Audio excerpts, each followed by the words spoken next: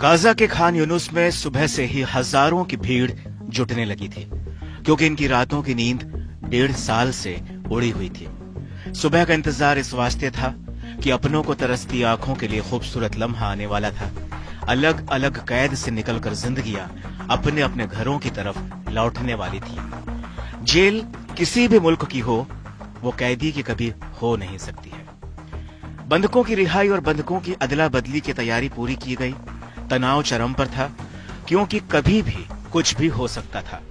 America से राष्ट्रपति Trump इस रिहाई पर नजर रखे हुए थे।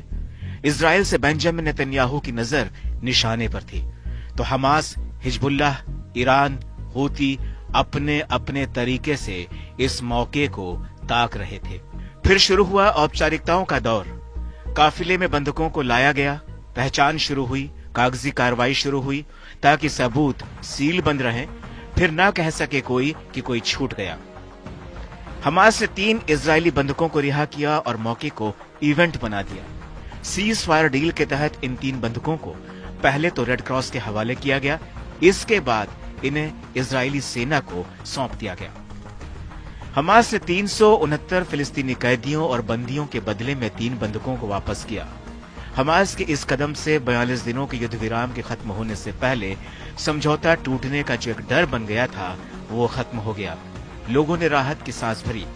हमास की कैद से तकरीबन 17 महीने बाद इजराइल के 3 बंधक ईयर हॉर्न, सगोई डेकेलचेन और साशा ट्रोफानोव को आजादी मिली। हालांकि कुछ दिन पहले बंधकों की रिहाई का मामला अटक सा गया था।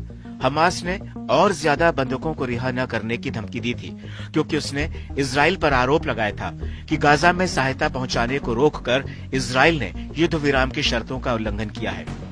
इसके बाद अमेरिका के राष्ट्रपति डोनाल्ड ट्रंप ने गाजा को नर्क बना देने की धमकी दी थी, जिसके बाद इजराइल ने भी लड़ाई फिर से शुरू करने की धमकी दे डाली और अपनी सेनाओं को हाई अलर्ट पर कर दिया था। बहरहाल इजराइल और हमास के बीच युद्ध विराम को बरकरार रखने के लिए हमास ने पिछले महीने सैकड़ों फिलिस्तीनी कैदियों और बंदियों के बदले में 33 इजरायली बंधकों को सौंपने पर सहमति जताई थी, जिसमें महिलाएं, बच्चे और बुजुर्ग पुरुष शामिल थे। इससे पहले 33 में से 16 इजरायली बंधकों को वापस लौटा दिया गया था। अब 3 लोगों की रिहाई हुई। इसके बावजूद गाजा में अभी भी 73 इजरायली बंधक बचे हुए हैं, जिनमें से ये नहीं मालूम कि कितने जिंदा हैं और कितने नहीं। हमास अब तक इजराइल के 19 और थाईलैंड के 5 बंधकों को रिहा कर चुका है।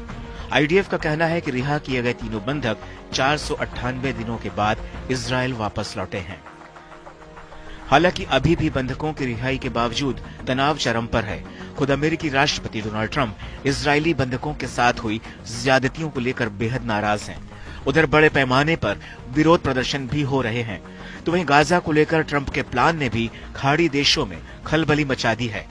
अमेरिकी राष्ट्रपति डोनाल्ड ट्रंप ने कहा था कि गाजा से फिलिस्तीनियों को स्थायी रूप से बाहर निकाल दिया जाना चाहिए और फिर इलाके को फिर से डेवलप करने के लिए अमेरिका को सौंप देना चाहिए।